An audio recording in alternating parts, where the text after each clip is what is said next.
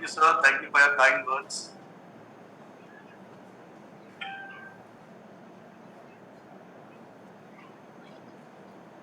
Morning, everybody. Sir, am I audible? Yes, yes. Audible, sir. Morning, all. Yesterday we had webinar on GCC for works. Today we are having GCC for services.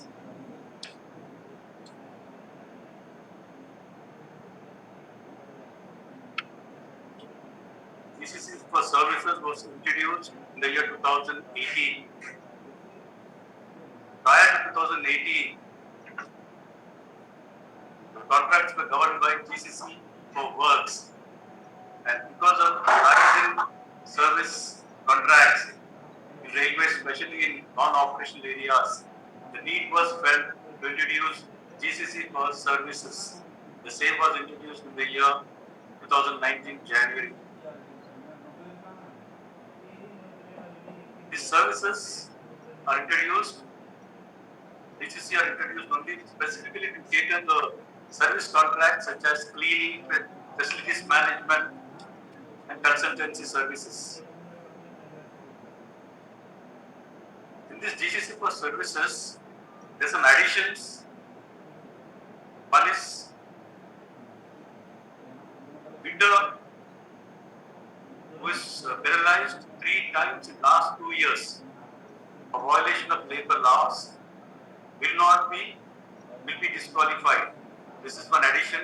Bidder in his ongoing contract or lost contract, if he was penalized for last 3 times in 2 years due to violation of labor laws, he will be disqualified. That is one. And then digital labor management system, which mandates contractor to maintain database of all workers, including the attendance, salary bills. This is also one more one more addition to the GCC services. And then access to liquidity has been included in the qualifying criteria. Hitherto it was not there. Qualifying criteria only it's 35% of bid value that is was there, but now this is an addition. Access to liquidity has been included. This will be discussed later on. And then one more addition is performance guarantee in place of security deposit, and also some provisions which will lead to disqualify the bidders. So these are the additions, some of the additions.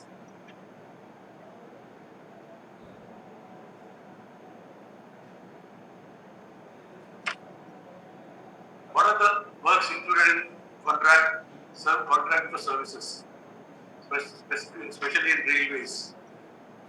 Housekeeping, physical maintenance, housekeeping, professional, intellectual, and consultancy services. The commonly used contract in every office is housekeeping. What does the contract agreement, contract means and include?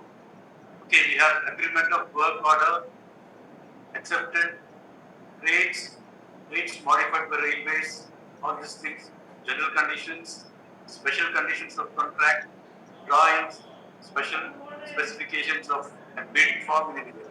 So these elements form the contract.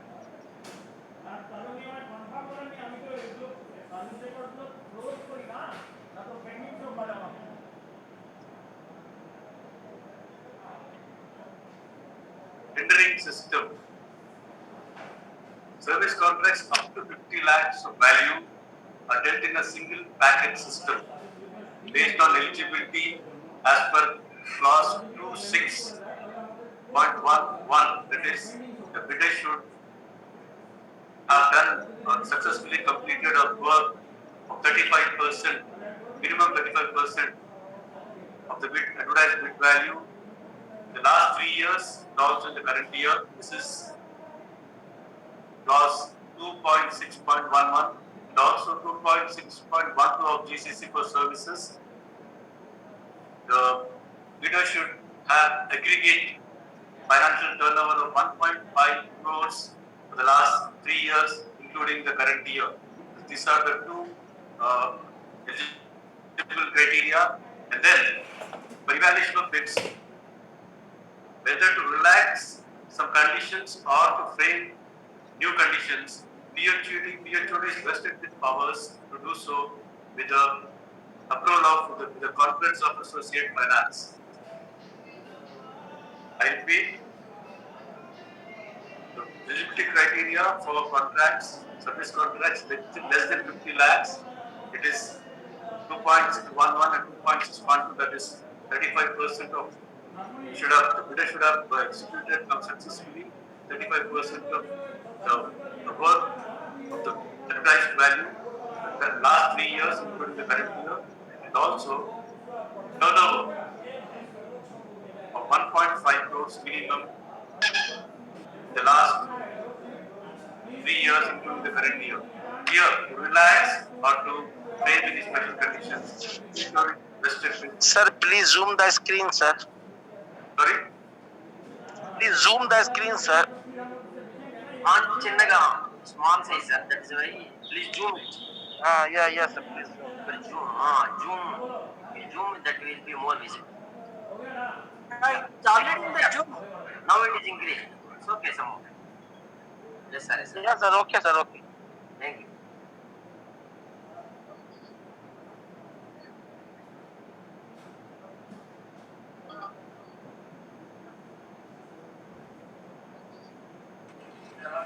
Please put in the presentation mode. Yeah, now it is okay. Now it is okay. Okay. Yeah, it is okay. Okay. So here, service contracts up to 50 lakhs value are dealt in a single package system based on eligibility criteria. It is as per clause 2.611, 2.612, and the evaluation of bids. If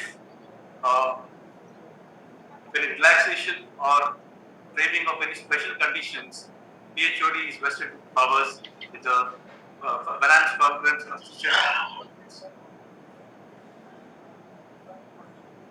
Okay.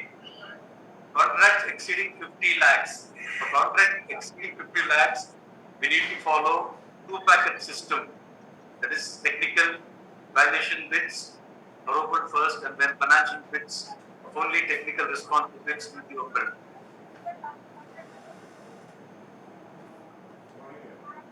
It contains two packets. One is technical bid, and the other one is financial bid.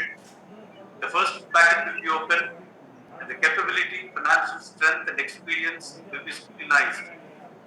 And if this offer is found acceptable by meeting the minimum qualifying marks, second bid, that is financial bid, will be open, and it will be finalized in normal manner.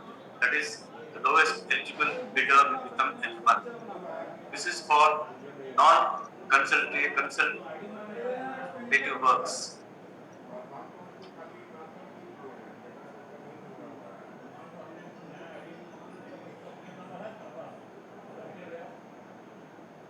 For consultative works,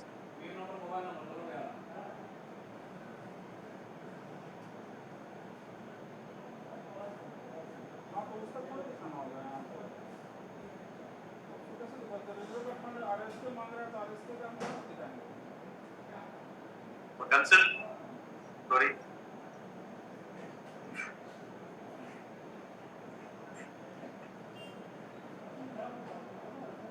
So for consultancy services, quality of services of private concern, risk management consulting, feasibility studies, etc.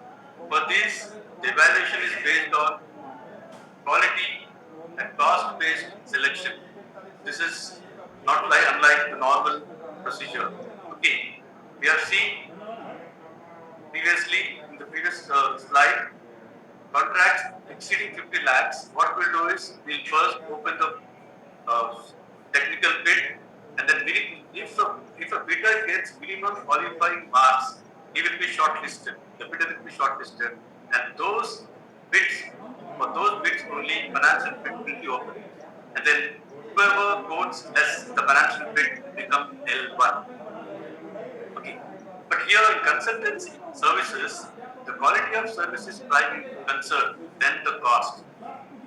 So here, this includes the works like management consulting, feasibility studies, and these bids are evaluated based on quality and cost-based system selection. Okay, we just see what is this, how this quality and cost-based selection is evaluated. The system is a system of evaluation of bids where weightage for technical weightages are assigned for technical criteria. The evaluation is made based on combining weighted scores for technical and financial criteria. So here, the quality is given prime importance than the cost. So we have it will be given in the ratio of 70 to 30, to 70 for quality and 30 for cost, or 60 to 60 is to 40, or 50 is to 50. Okay, depends upon the inviting authority inviting tender. So here, but the weightage of technical parameters, that is non-financial parameter, in no way exceed 80%. Though we are giving priority to the quality here, but this weightage for quality should not exceed 80%. I have an illustration here how to work out, how to evaluate the consultancy works under quality and cost-based selection. I have an illustration here, please. Suppose the minimum technical score is fixed at 70 marks. Suppose the minimum technical score is fixed at 70 marks. Okay, say suppose we have received some 10 bidders, 10 bids. Okay, of which the bids which have been awarded 70 and above technical criteria, technical scrutiny, only will be shortlisted. So here we have shortlisted only 3. The bidder 1 obtained 90 marks, bidder 2 80 marks, and bidder 3 70 marks. So remaining 7 bidders did not qualify in the technical scrutiny. So they were not shortlisted. So for these 3 shortlisted technical bids, the financial bids will be open, and then bidder 1 quoted 1,20,000, bidder second bidder quoted 1,10,000, and then third bidder 1 lakh. So in normal case, what we'll do other than consultancy, the bidder 3 will become L1. Here it is not so. Okay, we have to combine the scores of technical and financial and evaluate the ranker. Okay, the bid rank. So here, so if it is not consultancy, here in this case, bidder 3, that is quoted 1 lakh, will become L1. So we'll see how the evaluation. First stage is conversion of financial bid amount to score. So we have scores for technical bids. Scores for technical bids is bid 1, bidder 1, 90 marks, bidder 2, 80 marks, bidder 3, 70 marks. And we have amounts quoted here for bid all the 3 bids. So we have to convert this financial bid amount into score. So what we have to do, I have a table here, please go through. Bidder details, bidder 1 and 2, 3, and then financial bid amount. Okay, bidder 1 quoted 1,20,000, second bidder 1,10,000, third bidder 1 lakh. So what we are doing is here, the lowest here is 1 lakh. So we are awarding 100 marks for the lowest, and then accordingly we are calculating the percentages, right? So here bidder 1 1,20,000. 1 lakh divided by 1,20,000 into 100. We are getting 83.33. The score for bidder 1, 1,20,000 score technical bid. His financial score, financial amount is quoted is 1,20,000. His score will be 1 lakh divided by the amount he has quoted into 100, 83.33. Then bidder 2, he has quoted 1,10,000. Here, the lowest amount bid is 1 lakh divided by 1,10,000 to 100. His score is 90.90. And then, as I said, bidder 3, he has quoted 1 lakh and the marks taken as 100. So here, the next slide we'll see the consolidated scores of technical and financial. Bidder 1 technical score is 90, financial score is 83.33 because he has quoted 1,20,000. Bidder 2 technical score is 80, and then financial bid he has quoted 1,10,000 and his score is converted to 90.90. And bidder 3 he has quoted 1 lakh and then his score is 100. Here we have scores for technical and financial. Okay. Now the next step is we have to combine this technical and financial scores with the ratios assigned for quality and cost. Are you able to understand? Follow please. Anybody can just unmute and tell. Am I clear? Able to follow? Yes, sir. Please repeat it again, please. Sorry? Sir, please repeat it again, please. This one. Okay. QBS, UCBS, I'll repeat again.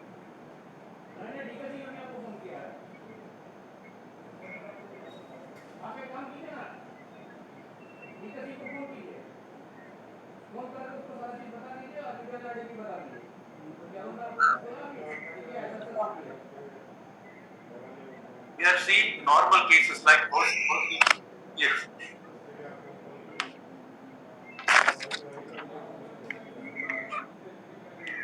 Normal cases, what we do, there's a disturbance, please. Okay, what we'll do is, we will,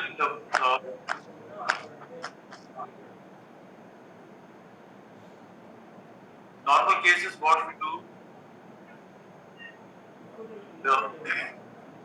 we will scrutinize the technical bit as to its capability, financial strength and experience. And if it is found acceptable by meeting minimum qualifying marks, if a bidder scores minimum qualifying marks assigned, then such bidders will be shortlisted. Only the shortlisted bidders, for these bidders, financial bids will be opened, and then if financial bid, whoever quotes lowest will become L1. Okay, this is for other than consultancy service. For consultancy service, the tender bids are evaluated on quality and cost based selection. Okay, here the quality consultancy is the prime concern. We give importance to quality than the cost. Some of the works included are management consulting works, feasibility studies, etc. Okay. This quality and cost-based selection. Okay. Weightages are assigned for technical criteria. Evaluation is made based on combined weighted scores of technical criteria and financial criteria. The weightage of technical parameters is because we are giving importance to quality here. The weightage for quality, the technical parameters, that's non-financial parameters, should not exceed 80%. So, depending upon the bid inviting authority and also the type of contract, this ratio will be decided. It can be 70 to 30, 70 for quality and 30 for cost, and then can be 60 and 40 or 50-50. So I have an illustration here. Evaluation of consultancy service bids. Okay. For this, suppose the minimum technical score is fixed as. So those who get 15 marks and 17 marks and above in the technical bid scrutiny only will be shortlisted. Okay. So here, out of, suppose, say we have received 10 bids, 10 offers, out of which only 3 have been qualified. So bidder 1 obtained 90 marks, bidder 2 80 marks, and bidder 3 70 marks. Okay. So all other got less than 70, so they were not shortlisted. So for these bids, we have opened financial bids The bidder 1 quoted 1,20,000, bidder 2 1,10,000, and bidder 3 1 lakh. So what we have scores for technical. So we have to convert these amounts, financial bids into scores. We have a formula for that. Just see the table. We have bidder details, first column, all the bidders, bidder 1, bidder 2, bidder 3. Then financial bid amount, bidder 1 quoted 1,20,000, bidder 2, 1,10,000, bidder 3, 1 lakh. This we are converting. How to convert financial score? So here, because the lowest quote is 1 lakh, we have awarded 100 marks. Accordingly, we have to work out for 1,10,000, 1,20,000.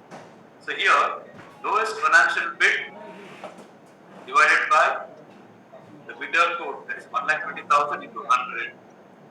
The score is 83.33 for bidder 1. And then bidder 2, 1 lakh, that is lowest financial bid divided by 1,10,000 into 100.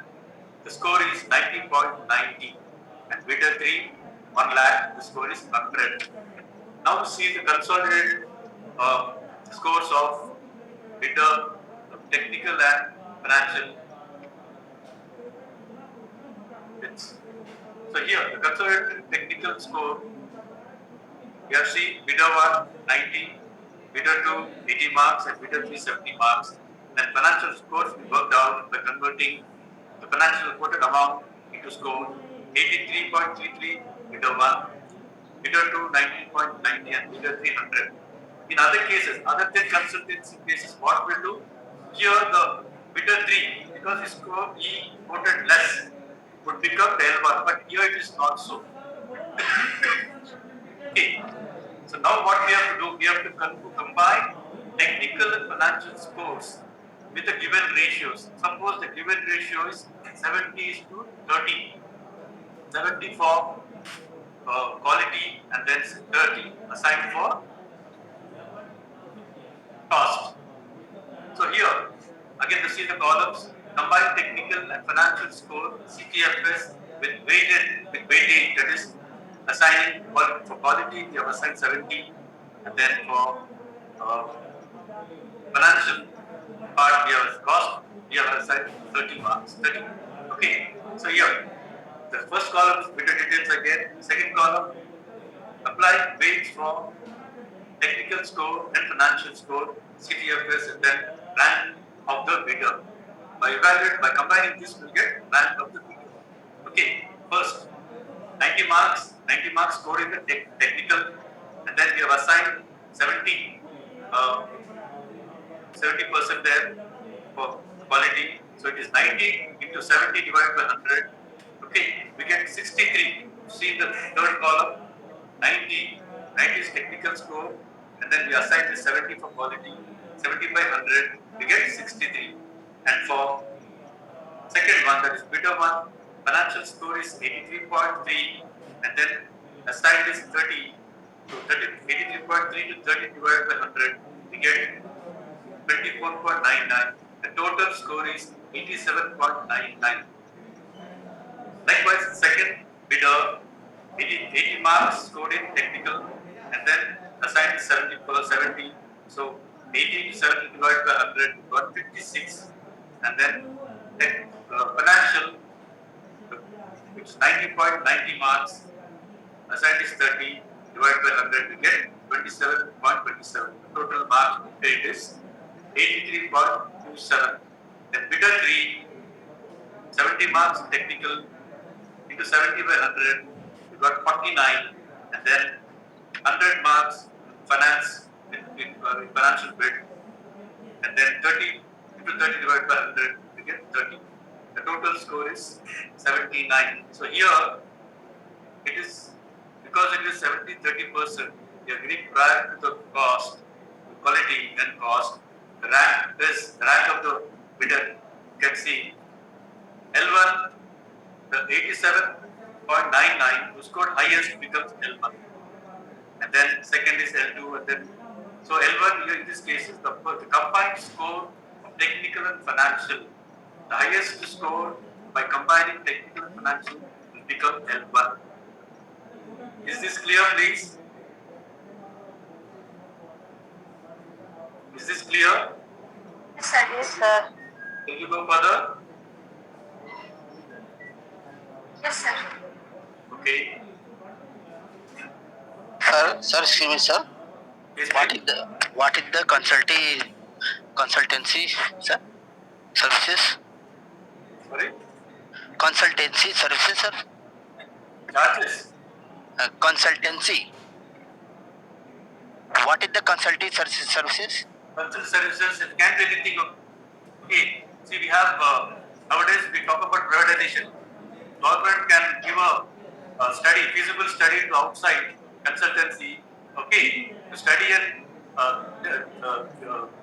tell us how it affects the economy, how it affects anything. A feasibility study can also be called as consultancy. Okay. Okay, sir. Qualification criteria here. The bids for this contract will be considered. So, okay, who can apply? Who can bid the tender? Proprietors,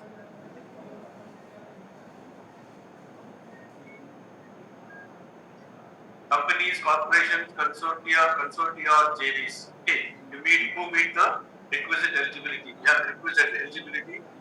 Sir, what is the meaning of JV? Joint venture, please. Joint venture. Okay. The requisite eligibility criteria. Okay, we have seen eligibility criteria, and in the later slides we will see what are the eligibility criteria. Okay, and then the second one is very important. Just see, the bidder shall submit only one bid in the particular bidding process. Either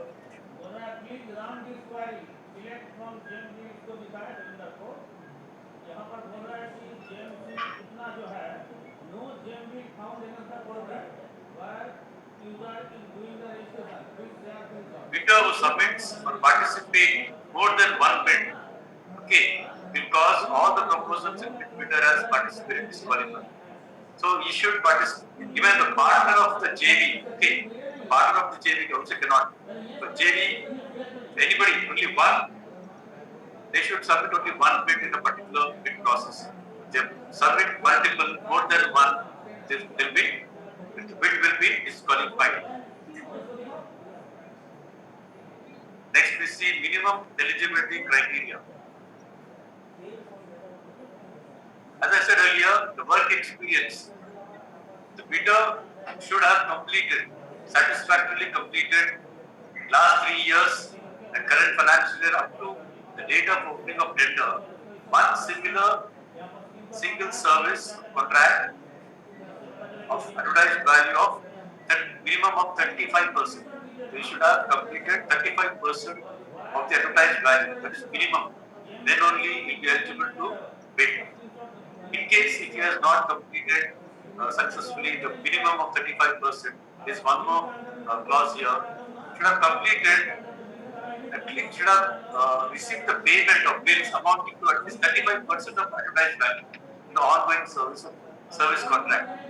So if he has not completed 35% work, he should have at least received a payment of up to at least 35% of advertised value in the ongoing service. These are mandatory, otherwise the bid will be summarily rejected. Work experience from private individuals should not be accepted, but there is an exception to it. Okay, certificate from listed company. Work experience, you should produce a certificate from listed company, a trust, or a private company having annual turnover of 500 crores and above. Then only this experience certificate will be considered. A certificate from listed company, trust, private company having annual turnover of 500 crore and above, and it should be issued by head of the company, duly authorized by the duly enclosing authorization by management issuing such credentials. So here, certificate should be issued, experience certificate should be issued by a listed company, trust, private company having annual turnover of 500 crores and above, and it should be issued, the certificate should be issued and signed by head of the company, duly enclosing the authorization to the management for issuing such credentials. Bidder should submit the work executed by them in this country. Yes, please.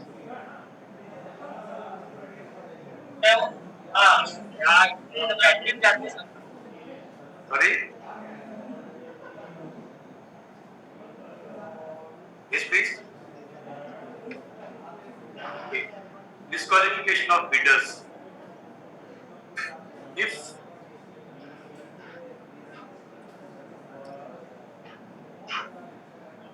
okay, a railway employee, sorry, a bidder be a railway employee, cannot be a railway man, retired employee. If there is any uh,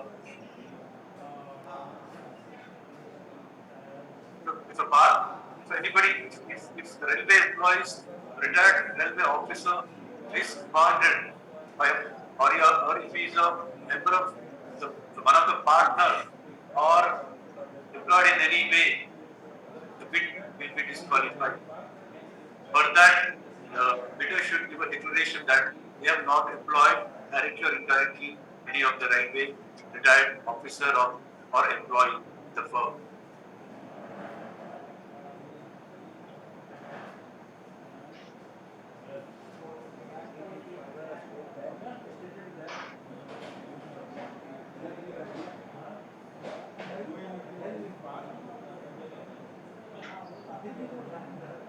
Bidder or its constituents have been levied penalty of violation of labor laws 3 times in the last 2 years. But this I said in the beginning. Okay, this is an addition in the GCC for services. If the bidder, if the bidder has violated labor laws in which he was penalized 3 times in the last 2 years from the date of opening of the tender, he will be disqualified from bidding. And then second, the last one is in any previous contract that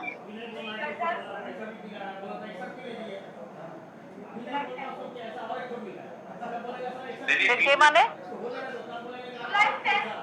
mute your audio please. Any previous contract with the railway division, it has been terminated under clause, that is termination of contract within 2 years from the date of submission of bids. This bid will be disqualified. If in any railway division the bidder has been terminated under clause 74 of GCC for services, that is termination of contract, within 2 years from the date of submission of bids, he will be disqualified from bidding. Next is financial standing.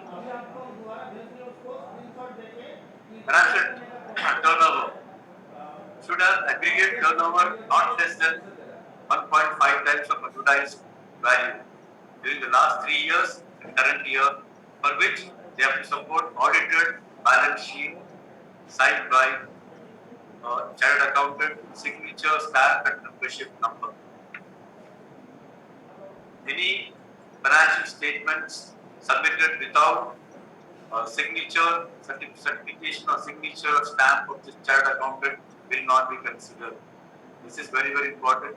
Should have aggregate turnover of not less than 1.5 times of advertised value of the bid during the last 3 years and then the current year, and the audited balance sheet of the financial turnover certified by chartered accountant should be signed, stamped with the membership number on it, only will be considered. Then liquidity. As I said, this is also another addition. Bidder should have access to or has available liquid assets, line of credit,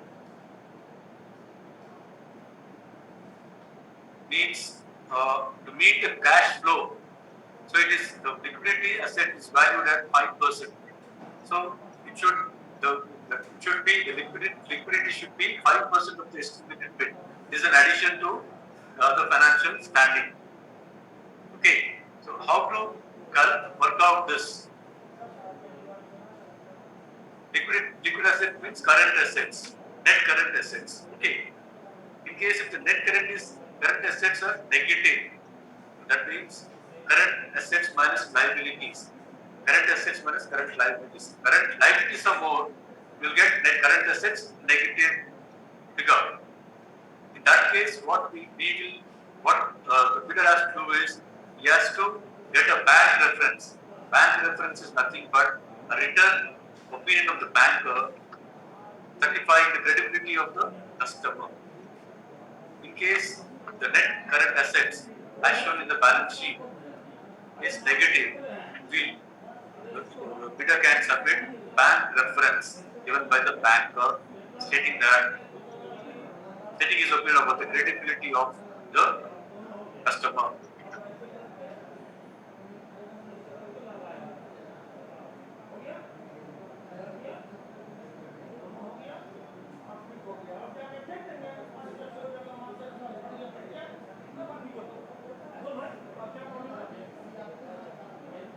Banking reference should be from scheduled corporate banks not older than 3 months. In case of JV, overall liquidity is assessed by arithmetic calculation sum of liquidity of all the members. So we have already discussed this evaluation of technical bid. Two-packet system, each bidder shall be assigned score for their technical bid. The marks obtained in the technical bids will be more than or equal to minimum qualifying marks. So in the previous illustration, we have set the minimum marks as 70. It can be 70 and above. So that, and those who get the minimum qualifying marks, only these technical bids will be shortlisted, and then financial bids will be opened. Other than consultancy services, uh, if whichever the financial code, whichever the lowest code will become L1. But in consultancy services, the administration, it is evaluated based on quality, cost, and cost-based selection.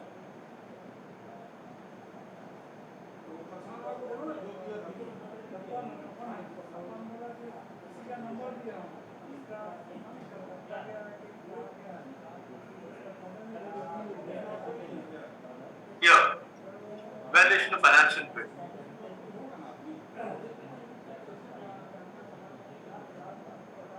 If two or more offers are lowest and the same, the bidder with maximum marks will be considered as lowest. In this case, see, especially in manpower contracts, where manpower are employed, we go with the minimum wages act. So most of the bidders they quote at par. In this, when they quote at par, if the lowest, if many of the most, many people quote, many bids quote at par, then this problem will come. And how we are to decide is the score in the technical bid. The marks scored in the technical will be taken into consideration to decide the lowest. So here, two or more offers are lowest and say bidder with maximum marks in the technical scrutiny bid will be considered the lowest. Then one more case, if bid marks are same, bid marks are also same. That means at par they are quoted say if it is the base price is 10 lakhs, offer price is 10 lakhs, both are quoted 10 lakhs, and the bid mark also same, say 70. What we have to do? In that case, the higher cumulative annual final financial turnover of the last 3 years and current year will be considered. Here, the annual financial turnover is 1.5 crores. So, some may have more than that. The higher cumulative annual financial turnover last years and current year will be considered. Okay.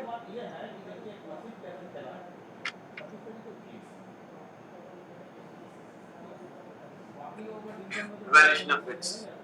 See, now this is a process through IRPS and tenders. So each page before uploading, the bidder should sign. Okay, self-attestation should be done. So each page of copy of document certificates in support of credentials can be attested by him. Self-attestation includes signature and stamp. This is very, very important. Okay.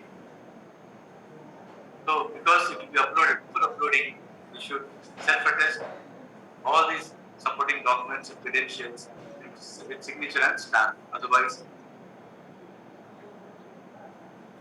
okay. Then the second one is very, very important.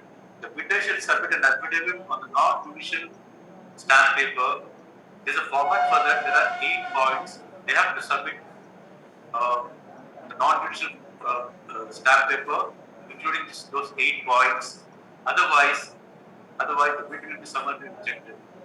We had a case the beginning 2 years back. We are while evaluating the case, we have seen none of the bidders have submitted this, so we had to dismiss the tender. So here, this is very, very important. The bidder shall submit an affidavit in a non-judicial stamp paper in the prescribed format. It is a format containing 8 points. Only that format they have to submit. Otherwise, the bid will be summarily rejected.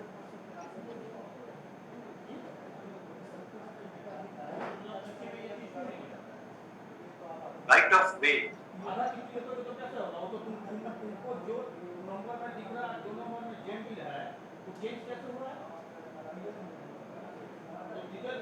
Right of way to deal with the bids.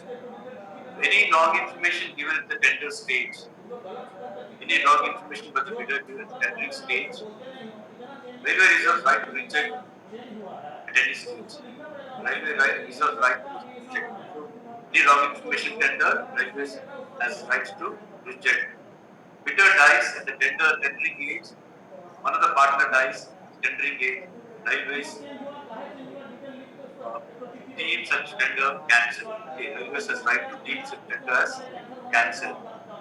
If the lowest bidder fails to accept the offer or fails to provide PG in time, railways has right.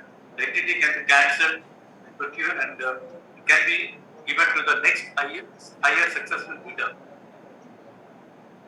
Okay, provided there should not be bid rigging or cartelization.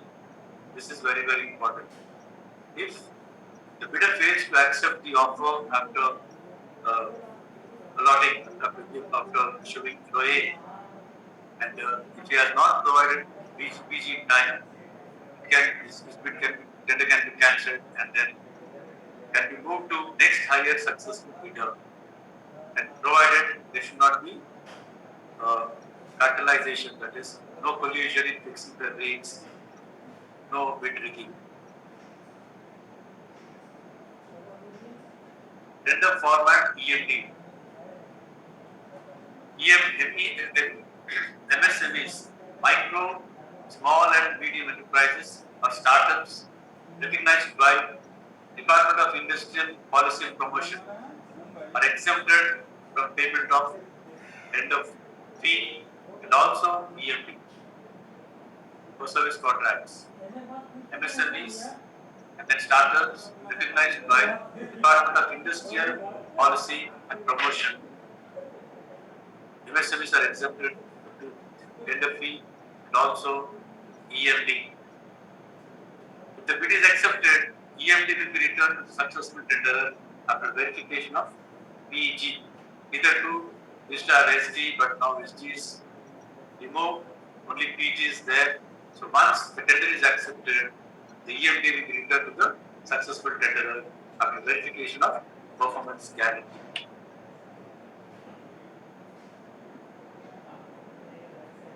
Execution of contract agreement.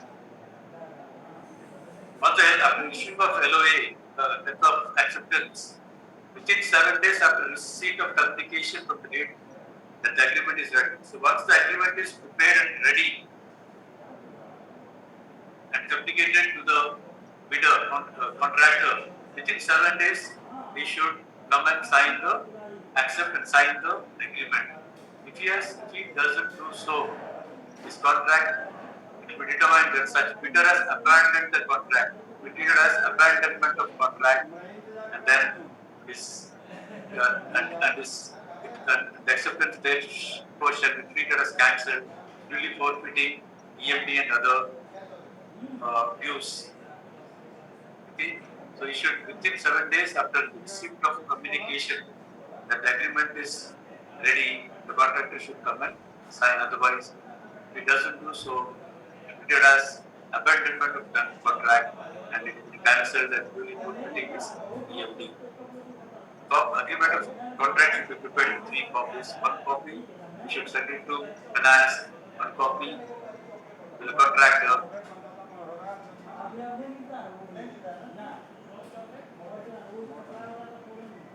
Performance guarantee. Hitherto it was 5% performance guarantee and 5% security deposit, but security deposit is removed now. It's only 10% of contract value. The bidder has to submit 10% of contract value towards performance guarantee. These shall be submitted in 4 separate parts, 2.5% each, within 30 days from the issue of letter of acceptance. Why this PG should be submitted in 4 parts? We will come to that later. Okay, the PG should be 10% of the contract value, 1, and then should be submitted in 4 parts, that is 2.5% each, within 30 days of letter of acceptance is issued. Then from 31st day to 60 days, if the bidder has not submitted, we will calculate a penalty at the rate of 15% per annum for this from 31st day till 60th day. And from 60th day, notice shall be served to him up to 90 days. And in case if he has not, even up to 90, if he fails, if he doesn't submit, contract will be terminated, he will be forfeiting EMD and other dues able to him, and also depart from participating in the re-tender work. So this should be submitted actually within 30 days. If it exceeds 30 days, penal interest will be calculated, and from 61st day, a notice shall be served up to 90 days. And if he fails to submit the PG, his contract will be terminated, forfeiting his EMD, and debarred from participating in the re-tender work. So here, in case the 60th day is the bank holiday, next working day will be considered subject to decision of the competent authority side of the contract. Okay. Normally it will be considered. If the penalty is imposed, here, why the PG should be submitted in 4 parts. Here, if the penalty is imposed, in the contract we will have a clause for violation of rules, the penalty will be imposed. If the penalty imposed exceeds 50% of applicable maximum penalty as per the agreement value, PG equal to 25% will be forfeited. PG equal to 25% of applicable PG shall be forfeited. In case the penalty imposed exceeds 75%, PG equal to 50% shall be forfeited. Hitherto we used to ask to submit in one part, 10%, but here yes, we are asking them to submit 4 parts so that whenever the penalty exceeds 50%, we can forfeit 25%, and whenever penalty exceeds 75%, we can forfeit 50% of the PG.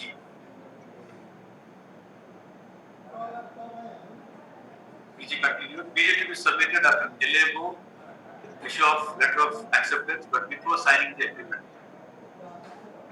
Performance guarantee to be submitted after issue of deliverable, but before the signing agreement. PG shall be initially valid up to date of completion, and then if there is any maintenance period, that also should be covered, and 60 days after that. The PG shall be validity of PG shall be till the date of completion plus maintenance period plus 60 days. And in case the extension of contract is granted, and validity of the PG should be extended by the contractor. The extension period is granted, the period is extended, the validity of the PG also should be extended by the contractor.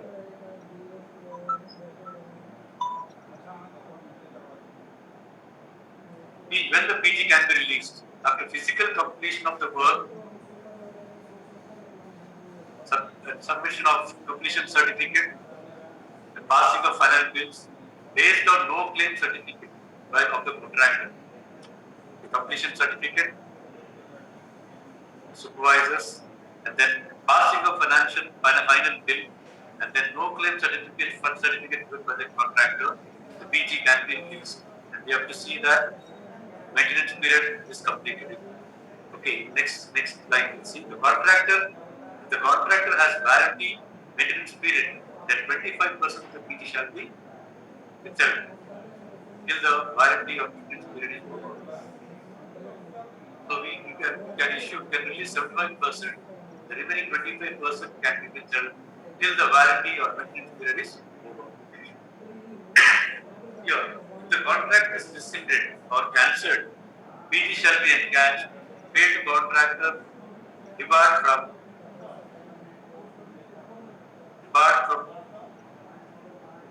participation, and in case of partnership, every member will be debarred.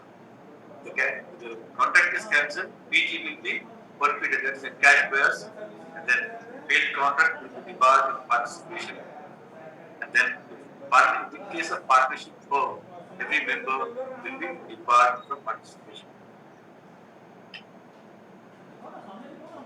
Payment method.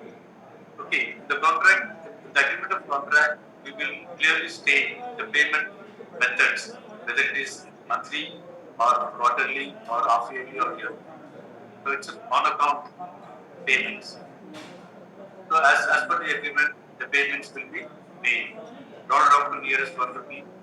Payments subject to any deductions. Either to is to deduct sundry security deposit, but it is not there, no security deposit.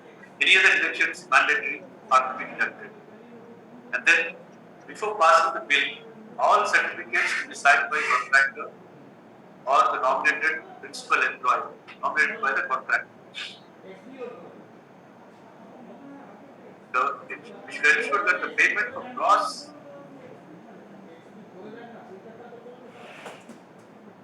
including the ESI, PF should be paid. Okay. So the gross amount, which includes ESI and PF and also GST. If not,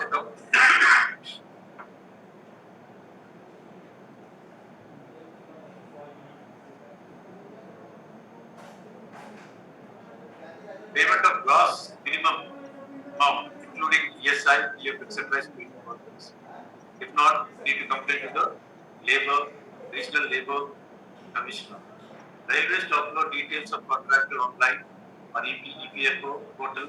Contractor will have documentary evidence to show coverage of all the workers. Okay. The payment includes ESI and all, and PF and GST also. Final payment on the basis of supervisor, completion certificate, no claim certificate with the contractor, and any deductions, the final payment can be. On account payment fine, but when it comes to final payment, you need to be very careful. The completion certificate and all has complete certificate, no claim certificate to the contractor, and any deductions not to be made should be made before the final payment is released to the contractor. Determination of contract. Railways shall be entitled to determine and terminate the contract at any time due to paucity of funds or from any other cause. Railways have right to decide and terminate the contract any time by any reason. Another reason is paucity of funds also. Notice in writing for railways, along with the reason thereof, becomes conclusive evidence. Railways, what we need to do is a notice in writing, along with the reason thereof, becomes a conclusive evidence or conclusive proof. The contractor claims payment for the expenditure incurred. So we are terminating contract in the middle. The contractor would have incurred some expenses in expectation of completing of the work. In that case, railways need to admit and consider such claims that deemed as reasonable with the support of vouchers. However, the decision of the railways on the necessity and propriety of such expenditure will be final conclusive. But such claims are normally, because it is the decision is from railway side, so such claims should be considered and deemed reasonable. But determination of determination railway should issue performance notice in the prescribed performer within first 7 days, and finally termination notice should be served.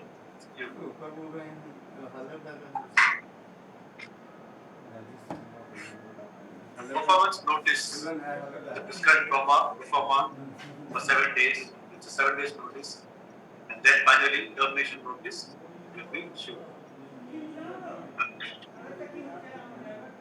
Settlement of disputes. Any dispute, whether during the course of progress of work or after completion, shall be referred to contractor. Referred by contractor to general manager. Okay, any dispute arising during the course of progress of work or after completion of the work shall be referred by contractor to general manager. And the general manager shall notify its decision in 120 days on matters referred other than accepted matters as given special. And the railway's decision is final.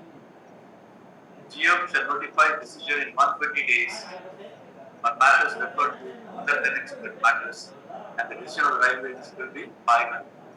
Any other disputes, including failure of railway, decide within 120 days.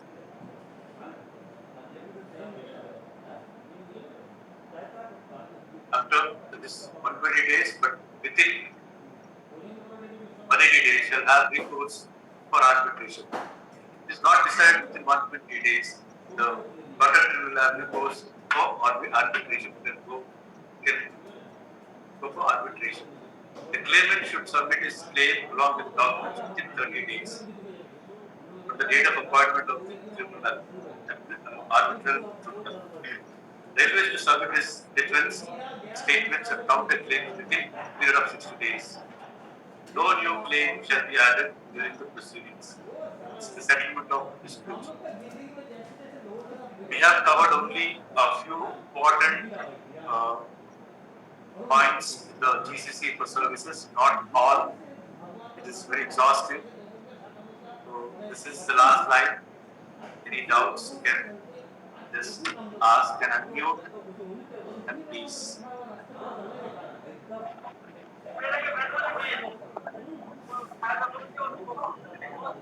Excuse me, sir. Yes, please. Sir, arbitration. What is the arbitration? Arbitration. Okay. Yes. See, I told you the previous slide. Yes. Okay. What the first stage is, if there is any dispute, the contractor what he should do, he should refer the matter to general manager.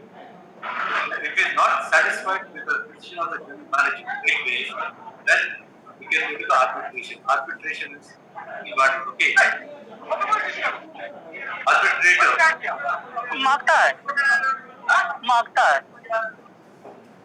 Sir, can you say to mute? Arbitrators will be appointed by the general manager and they'll decide the case. Okay. It's a quasi-judicial, they'll have quasi-judicial powers. This is the internal management in Indian Railways. No, it is apart, the arbitrators are appointed by the general manager and they'll process the case. They will hear the case and then decide. Even if the contractor is not satisfied with the amount of the arbitration, then he can go to. Yes. Okay. Yes, please.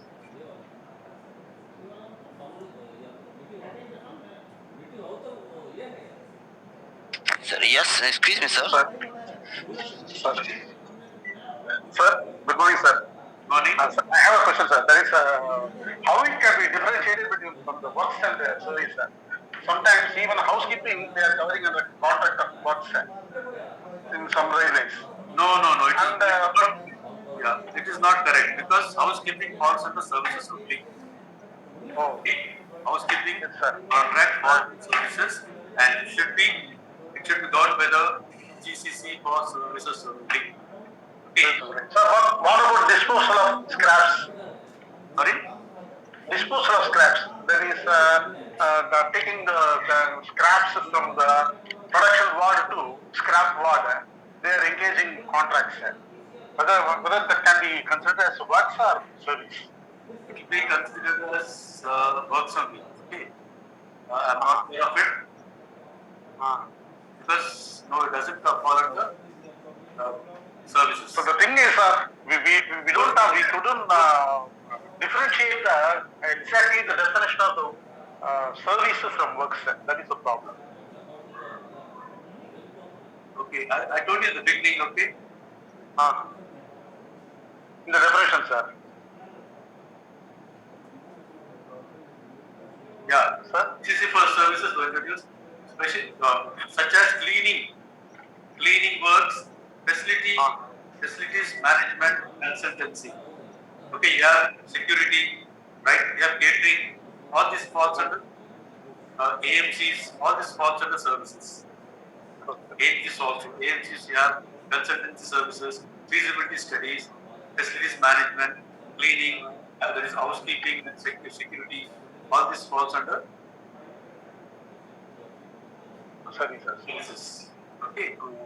No, sir, another doubt is also there, sir. So that is regarding consultancy. So we have a process of giving accreditations to the labs, that is metallurgical labs and something else, sir. That will be given only by NABL. That is the notified the institution organized by Quality Council of India under the Ministry of Science. Now the thing is, we cannot go for a consultancy bid or something else that is not being covered under the service contract or something. So that will be whether the fees payable to the NABL for its accreditation to the lab services comes under the consultancy or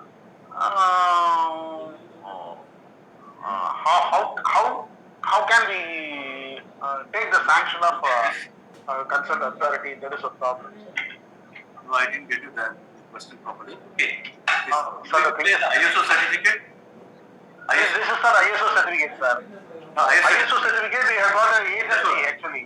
Yes. But an accreditation of lab services like metallurgical labs available in workshops and production units, So that lab should be accredited by a NABL. NABL is that is the body. What do you call? That is the body comes under the Quality Council of India under the Ministry of Science actually. They have to give the accreditation to the concerned lab. Then only they can undertake the lab services for metallurgy or something. Okay. What in the case, the fees payable to the NABL for their accreditation or something, whether that can be taken as a consultancy or other services or other payments like payment to the government agencies like that we have to consider while giving concurrence. I'm not sure of it. Sir. Okay, sir. Thank you. The consultancy only, but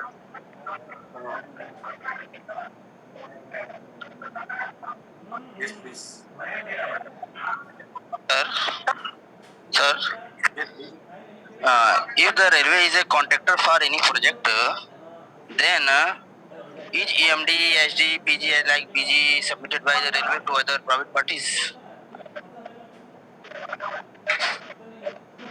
Sorry? Once repeat, if the railway is the contractor for any project, Railway is the contractor. yes, railway is a contractor. Okay. Then SD, EMD, like PG, PG is submitted by the railway to other private parties. See, it is legal. PSUs are exempted, right? Exempt. Government organizations, PSUs are exempted. Okay? You need not submit. Sir, can you please give other some examples other than cleaning facilities agencies or housekeeping agencies for services? You have security. Okay. Okay, DNCs also have okay, maintenance of equipment. okay, sir. And the catering facilities you have. Catering also. Inside vending. All this also the service. Thank you.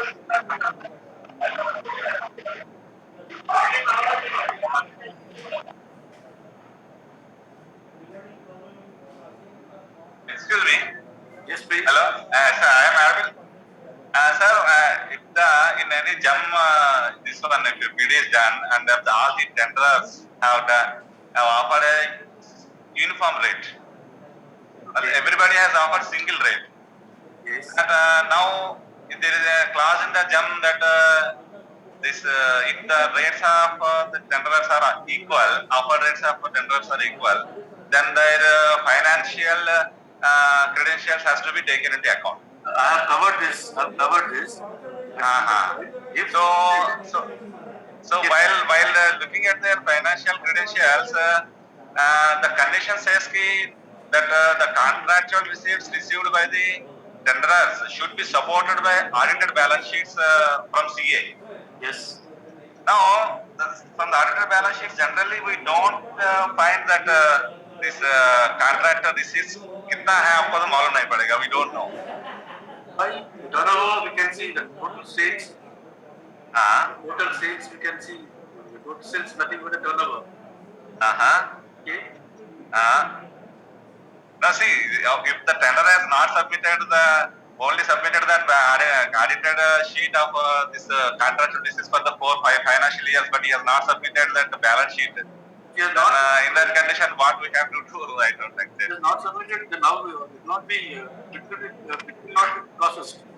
Okay. Verify. You have to check the basic documents. See the financial the turnover, financial turnovers can be ascertained by. We can check from the balance sheet submitted by the contractor. That's mandatory for him to submit.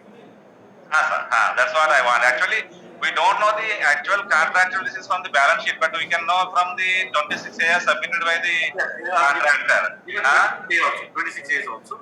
26 years. Fine. Yes. There is no mention, sir. Actually, there is no mention about 26 years in the jump. There is a mention somewhere.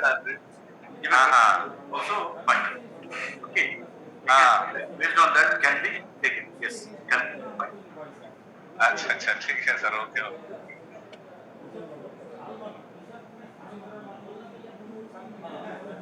Any other or shall we call it a day? Sir? Sir. Hello. Yes, please. Sir, I have some questions, sir. Yes, please. Regarding the tender form cost. Okay. For GCC for works, they mention tender form cost is 3 because of digital form. For our service contracts, we have to collect tender form cost, sir. Yes. So that means how much the tender cost form we have to arrange? Depends on the value of the tender. Depends on the value. Any guidelines are there, sir? Sorry? Any guidelines are there, sir, for arranging the tender form cost? Actually, 50, no, I'm not sure of 3,000 for 50 lakhs something you have calculated. Guidelines are there. It's in the more sectors are there. Okay. I'm not sure of it, but it is there. But MSMEs are exempted. Okay. But now online, as works also is removed, you have to check whether I'm also not sure. Okay. The fees. But here it is given that MSMEs are exempted from payment of document. Then another one is the performance guarantee, sir. Yes, please. Performance guarantee. Now board has told that 3% we have to collect. Yeah, that is temporarily Yeah, temporarily. prevailing situation. Okay, Yes. that is up to now December. December 2021. Yeah, standard is 10%. That is can fluctuate. Okay, it can continue for some time or it can't be, but the standard is 10%. Okay, because of the prevailing situation, the government has reduced it to 3%. That is Okay, sir. temporary. Okay. Okay. Sir, that the EPFO particulars need to be uploaded at the EPFO site, sir. Hello. Yes. Sir, that the contract laborers details we have to upload in EPFO site now, sir. Yes. Is there any guidelines, sir, for processing? The South Central, we are not doing it. Frankly speaking, we are not doing it. Okay. We uploaded in the EPFO.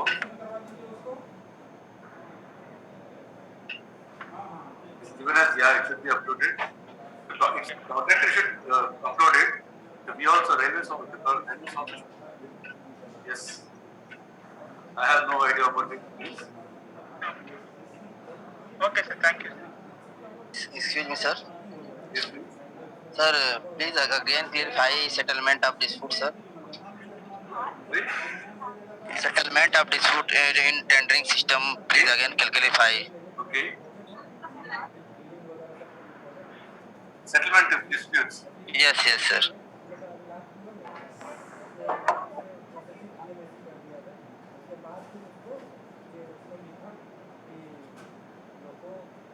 See, Please clarify, sir. yeah, if there is any dispute with the contractor, so what is during the course of contract or after the completion of the contract, what you should do? You should refer the matter to general manager. Then general manager will give a reply. If he is not satisfied with the reply of the general manager, then he can go for the arbitration. If he is not satisfied with the award of the arbitration, he can go to the court. That way, that is what the channels available for the contractor. Okay.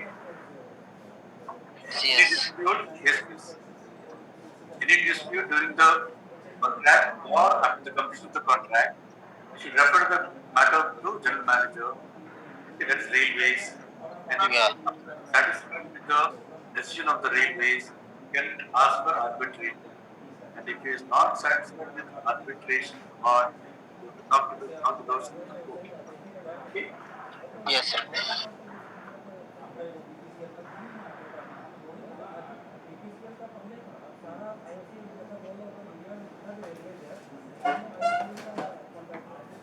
Okay, sir.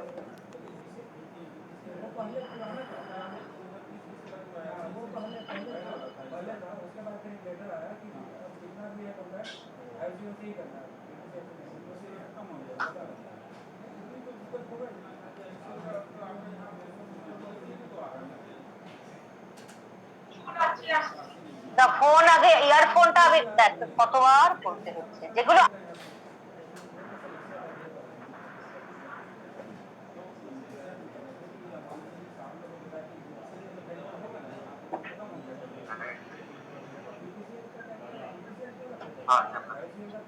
Polling, I know. Sundar sir, Haji. I think there are no more questions. Sir. Yeah. Thank you, sir. On behalf of Sitara, we thank Sri J. Benhar, manager, for his excellent and brilliant explanation. Tomorrow and day after tomorrow we take a break. The session will resume again on Monday. The schedule will be uploaded on the website. All of you are requested to log in as usual at 11:30 hours. 11 o'clock. The session will start at 11:30 hours. Thank you one and all. Thank you, Mr. Benhar. Thank you, sir. Thank you, sir.